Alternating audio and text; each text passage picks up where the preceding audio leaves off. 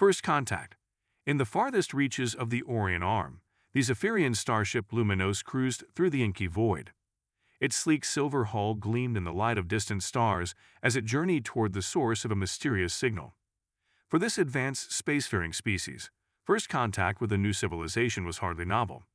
But something about this signal was different. "What do you make of it, Zorax?" Captain Elara Quint turned to her science officer. Her large violet eyes narrowed in concentration. She absently brushed a stray lock of iridescent hair from her angular blue face. Zorax studied the red apps on his holoscreen, his slender fingers dancing over the crystalline controls. "The signal is decidedly primitive, Captain. Amplitude modulation in simple binary code. But there's something odd about the content." "How so?" Elara moved to peer over his shoulder. "It appears to be a mathematical sequence, prime numbers specifically. It repeats on a loop." Zorax enhanced the visual representation of the signal. "It's too precise to be natural." Elara's eyes widened in realization. "It's artificial? Deliberate. Someone is trying to get our attention." She paused, considering the implications. In her 150 years as captain, Elara had encountered countless alien species, from the benevolent Quitchians to the hostile Kral. Each had shaped her understanding of the universe and her place in it. This signal represented something new, a species taking its first tentative steps into the cosmic dance. She felt a profound sense of responsibility settle over her. This was a critical moment. From here, this civilization could evolve into a valued member of the interstellar community, or a terrible threat. It was the Lumina's duty to make that determination. Elara turned to her communications officer. "Hail them." The comms officer nodded and beamed a response toward the origin of the signal. Years ago, the Zephyrians had established a standard first contact protocol, a message of peace and invitation transmitted in basic mathematical concepts, universal building blocks for communication. Now they could only wait for a reply. Tension settled over the bridge as the minutes ticked by. Then, a chime from the comms panel shattered the heavy silence. The officer's face broke into a smile. "They've responded, Captain, audio and visual." Elara felt a thrill course through her. On screen, the view screen flickered to life, and the bridge crew collective gasped. The aliens were revealed, bipedal like the Zephyrians but stockier in build. Their skin was a warm brown, their faces flat and round with small eyes and tufts of fur on their chins and heads. They regarded their alien visitors with expressions of awe. "On behalf of the United Earth Federation, I extend greetings of peace and friendship to you." The apparent leader spoke in carefully enunciated Zephyrian, likely generated by a crude translation device. "I am President John Novak. We have long dreamed of this moment, proof that we are not alone in the universe." Elara stood, inclining her head respectfully. "I am Captain Elara Quint of the Zephyrian starship Luminos. It is an honor to make your acquaintance, President Novak. Your transmission was received with great excitement by our people." President Novak smiled warmly. "The honor is ours, Captain. We call ourselves humans. Though we are young on the galactic stage, we have long looked to the stars, imagining the wonders and challenges that await us. We meet you in a spirit of cooperation and mutual learning. There is so much we can gain from one another." Elara found herself charmed by the humans' earnest enthusiasm, so reminiscent of her own people in the early stages of their development. Perhaps this was a species they could guide and nurture, the start of a mutually beneficial alliance. She allowed herself a gentle smile. "President Novak, I believe this marks the beginning of a fruitful relationship between our species.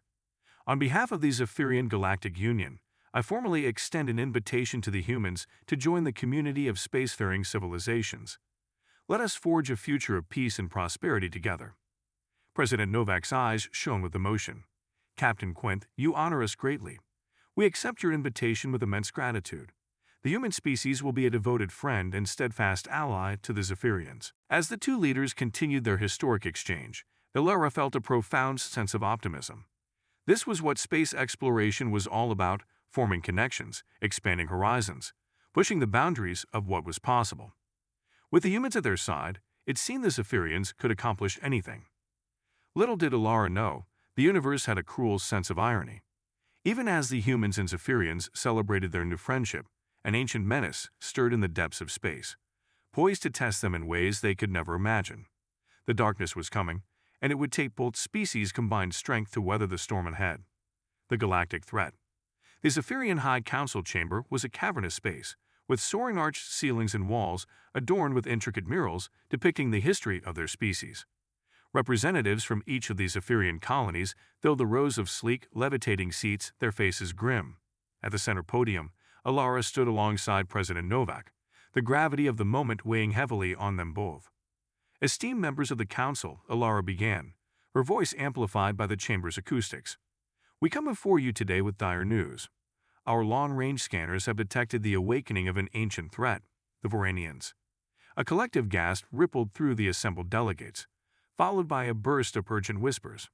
The Voranians were a name out of history, a boogeyman from the dark ages of the galaxy. Alara raised a hand for silence. For those unfamiliar, the Voranians were a hyper-aggressive, technologically advanced race that once sought to conquer the known universe. It took an alliance of a dozen species to defeat them and place their remnants in stasis pods, scattered and hidden for eternity. Alara's expression was grim, or so we thought. President Novak stepped forward, her demeanor resolute. The Voranian fleet has been detected on the outskirts of Zephyrian space, moving with alarming speed and purpose. Their technology has evolved in the eons since their defeat, and initial projections suggest they outmatch us militarily. Alara nodded. We believe their goal is to absorb all sentient life into their collective, erasing individual identity and free will. They are an existential threat to every species in the galaxy.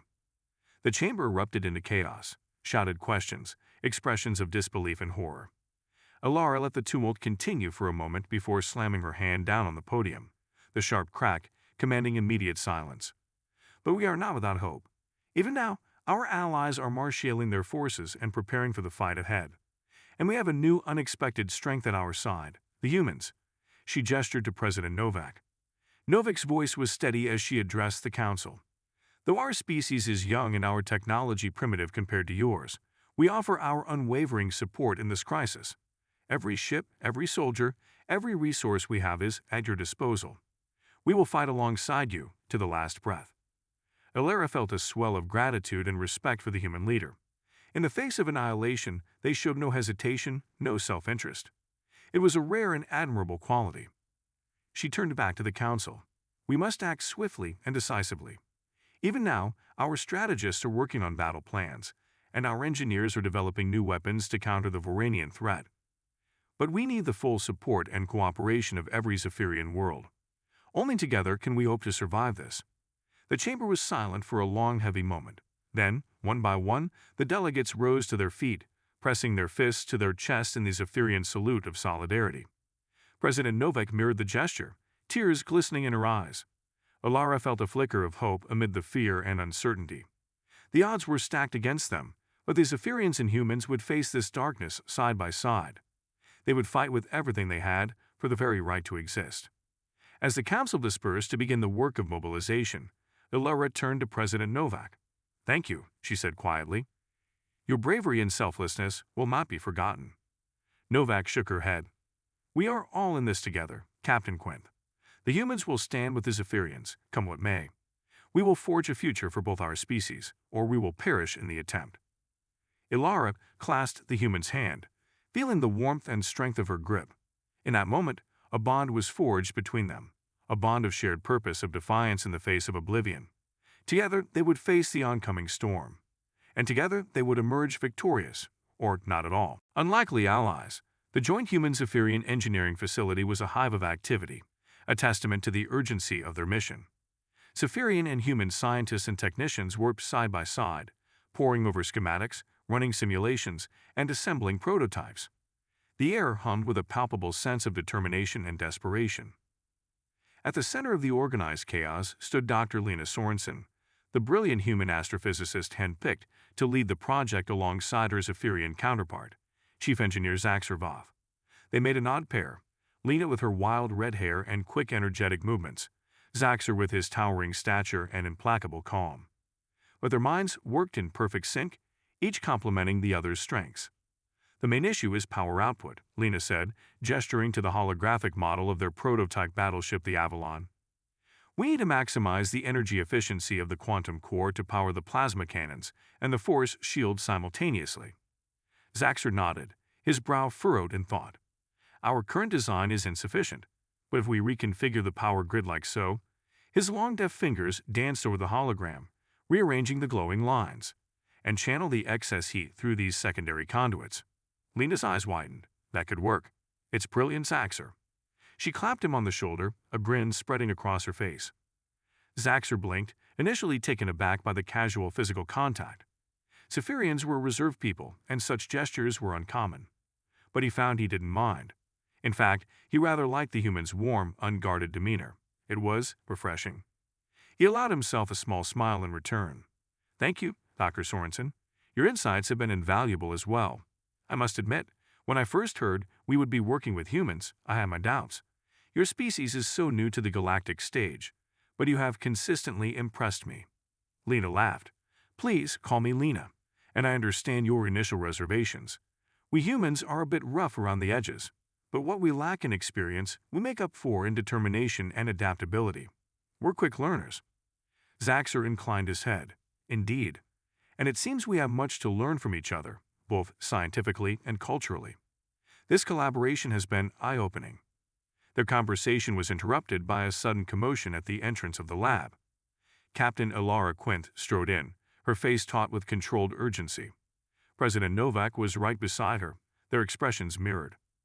"Dr. Sorensen, Chief Auth, report Ilara Bart. What's the status of the Avalon?" Lena and Zaxxer snapped to attention. "We're making significant progress, Captain," Lena said. "The latest power system modifications show promise. We believe we can have a functional prototype ready for field testing within the week." Ilara and President Novak exchanged a glance. "That's the best news I've heard in days," Novak said, "because our timeline just got a lot shorter. The Varanian fleet has accelerated its approach. They'll be at our doorstep in a matter of weeks." A ripple of tension passed through the assembled scientists and engineers. The weight of their task seemed to press down on them with renewed force. Zaxxer drew himself up to his full, impressive height. "We understand the gravity of the situation, Madam President. We will not fail. The Avalon will be ready." Lena nodded, her jaw set in determination. "Zaxxer is right. We'll get it done, whatever it takes. Failure is not an option." Ilara looked between the two of them, a glimmer of pride in her eyes. "I have complete faith in you both. Keep me updated on your progress. The fate of our species rests on your shoulders." As the captain and president departed, Lena turned to Zaxxer. "Well, no pressure then." Zaxxer surprised himself by letting out a chuckle. "Indeed, but I find I work well under pressure, especially with a capable partner." Lena grinned, and together they turned back to the holographic model, their minds already racing with new ideas, new solutions. The clock was ticking, and the future hung in the balance. But in that moment, the impossible seemed just a little bit more attainable. They had each other, and they had a shared purpose, and that would have to be enough. Turning the tide, the bridge of the Avalon was a flurry of activity as the ship hurtled through space, on a direct course for the approaching Varanian fleet. Captain Ilara Quint stood at the helm, her face a mask of steely determination. Beside her, President Novak gripped the back of a chair, her knuckles white with tension. On the view screen, the Varanian ships loomed like a swarm of locusts, their jagged, black hulls bristling with weapons. They outnumbered the combined Zephyrian and human fleet 10-1. "Status report," Ilara snapped. Her tactical officer, a young Zephyrian named Raxus, scanned his console. "All systems are green, Captain. Weapons are charged and ready. Force shields are at full strength." Ilara nodded, her gaze never leaving the screen.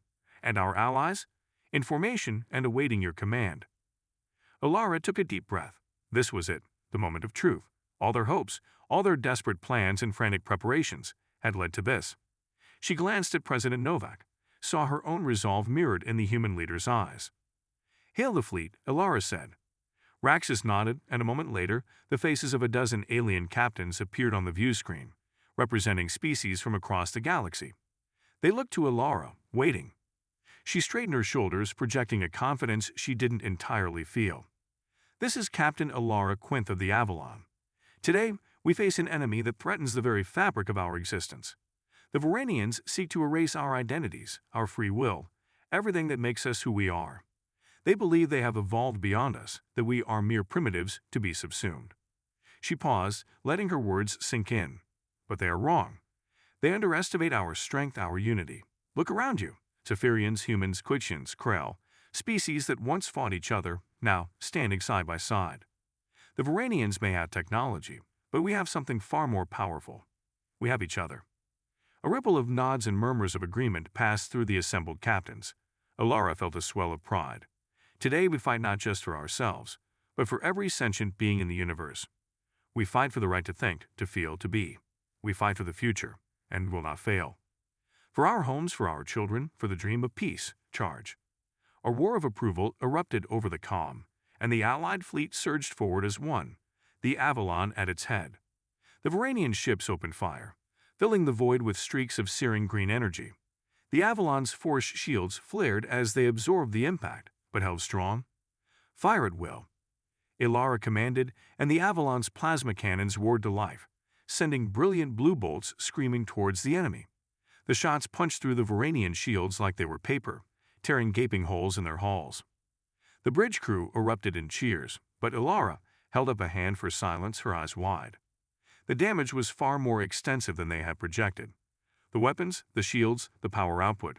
It was all beyond what the Zephyrians had designed. "Lena Zaxxer, what did you do?" she breathed. In the heart of the Avalon's engineering section, Lena and Zaxxer exchanged a look of triumph.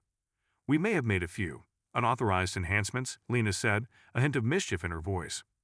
Zaxxer nodded, unable to suppress a grin. "The humans have a saying, go big or go home. We went big." On the bridge, Alara shook her head in amazement. "Remind me to give you both a commendation after this, and possibly a reprimand. But for now, give 'em hell." The battle raged on, the Avalon carving a path of destruction through the Varanian ranks. The Allied ships followed in its wake, mopping up the survivors. Against all odds, they were winning. But even as hope surged into Alara's chest, a dark shadow fell over the view screen. A Varanian dreadnought, twice the size of the Avalon, loomed before them, its weapons glowing with deadly charge. Alara's heart stopped. They had come so far, accomplished so much. They couldn't fail now. She wouldn't let them. She turned to her crew, to President Novak, resolve burning in her eyes. "Prepare to engage. We finish this, here and now." The Avalon leaped forward, guns blazing, on a collision course with destiny, forging a future. The Avalon shuddered as another volley of Varanian fire slammed into its shields. On the bridge, sparks rained down from overloaded consoles, and the acrid smell of burnt circuitry filled the air. But Alara Quint barely noticed. Her focus was entirely on the looming dreadnought before them.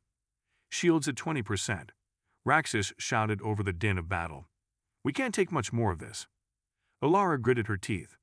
"Divert all non-essential power to the shields and weapons. We have to hold out." President Novak, still standing resolute beside her, shook her head. "It's not enough. That dreadnought is too powerful. We need a new plan." Alara's mind raced. They had already thrown everything they had at the Varanian flagship and barely made a dent. What more could they do? Suddenly, the view screen crackled with static, and Lena's face appeared, her red hair wild and her face streaked with grease. "Captain, I have an idea.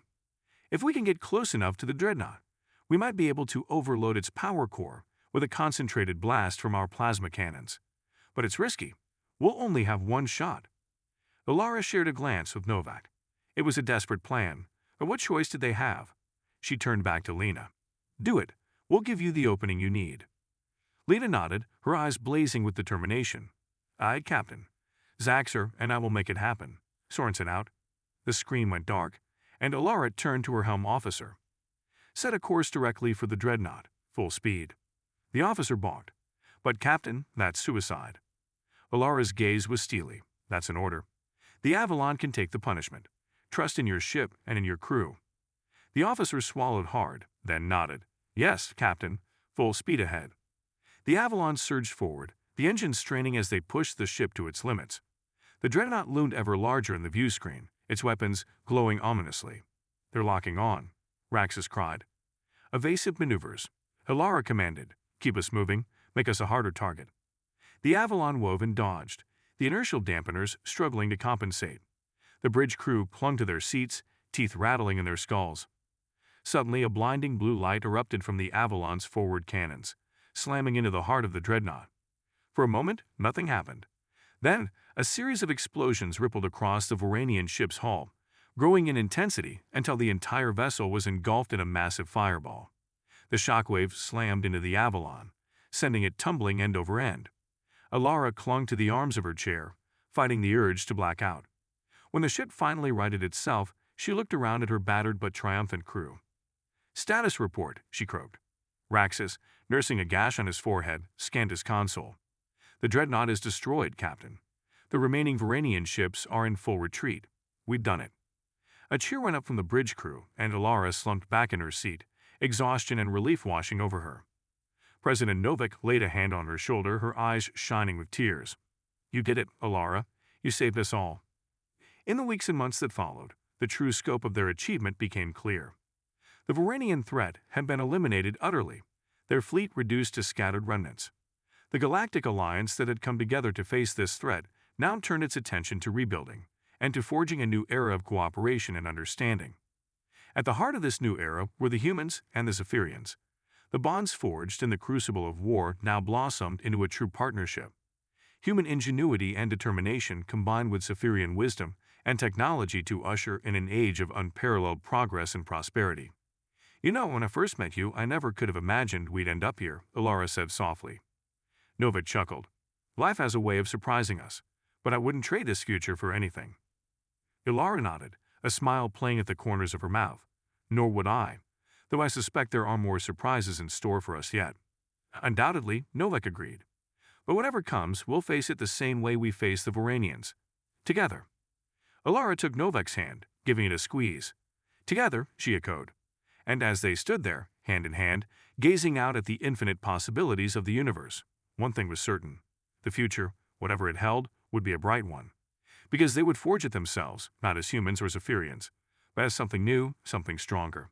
As friends, as allies, as one.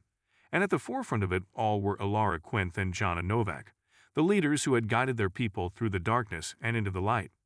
They stood together now, on the observation deck of the newly inaugurated Zephyrian Human Friendship Station, watching the stars wheel by.